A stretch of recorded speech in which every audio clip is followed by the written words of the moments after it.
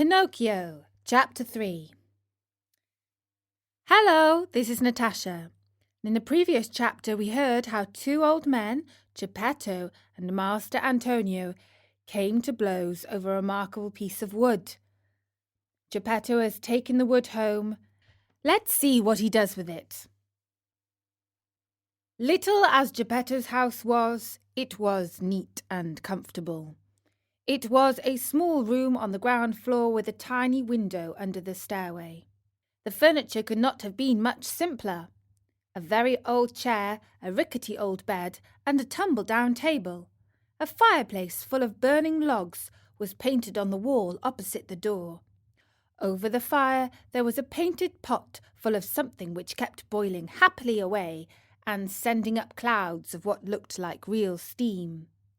As soon as he reached home, Geppetto took his tools and began to cut and shape the wood into a marionette.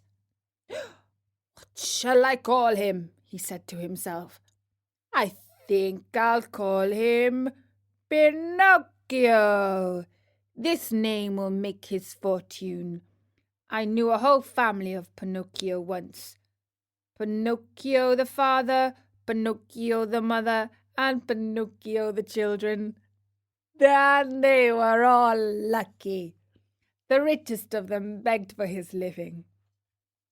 After choosing the name for his marionette, Geppetto set seriously to work to make the hair, the forehead, and the eyes.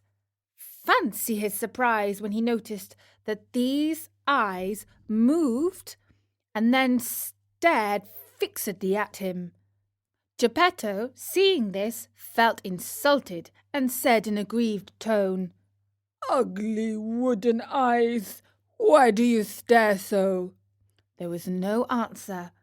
After the eyes, Geppetto made the nose, which began to stretch as soon as finished. It stretched and stretched and stretched till it became so long it seemed endless.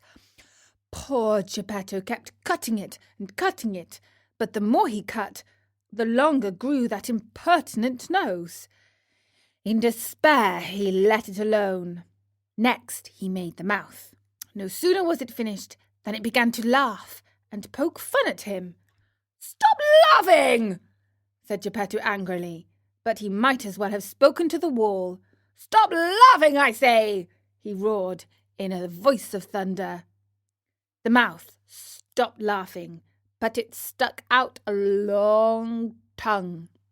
Not wishing to start an argument, Geppetto made believe he saw nothing and went on with his work. After the mouth, he made the chin, and the neck, the shoulders, the stomach, the arms, and the hands. As he was about to put the last touches on the fingertips, Geppetto felt his wig being pulled off. He glanced up, and what did he see? His yellow wig. His yellow wig was in the marionette's hands. "Pinocchio, give me my wig!" But instead of giving it back, Pinocchio put it on his own head, which was half swallowed up in it.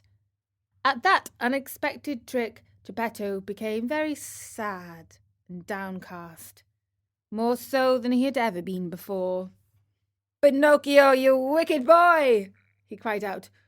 "You are not yet finished, and you start out by being impudent to your poor old father. Very bad, my son, very bad." And he wiped away a tear. The legs and feet still had to be made. As soon as they were done, Geppetto felt a sharp kick on the tip of his nose. "I deserve it," he said to himself. "I should have thought of this before I made him. Now it's too late." He took hold of the marionette under the arms and put him on the floor to teach him to walk. Pinocchio's legs were so stiff that he could not move them, and Geppetto held his hand and showed him how to put one foot after the other. When his legs were limbered up, Pinocchio started walking by himself and ran all around the room. He came to the open door, and with one leap he was out into the street. Away he flew. Poor Geppetto ran after him, but wasn't able to catch him.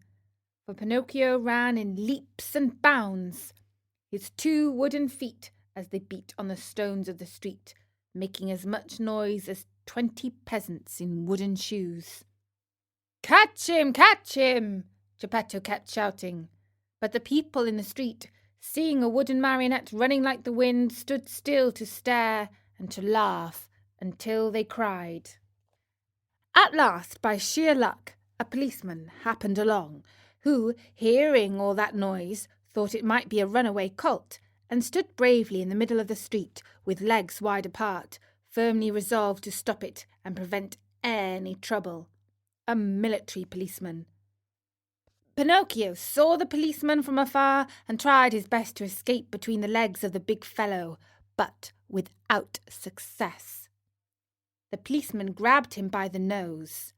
It was an extremely long one and seemed made on purpose for that very thing, and returned him to Master Geppetto. The little old man wanted to pull Pinocchio's ears.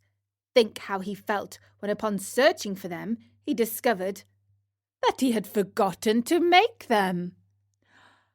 All he could do was to seize Pinocchio by the back of the neck and take him home again.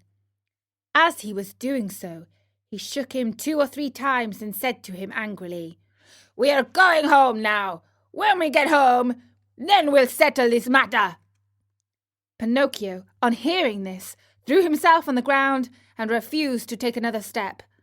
One person after another gathered around the two. Some said one thing, some another.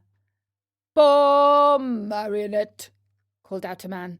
"I am not surprised he doesn't want to go home.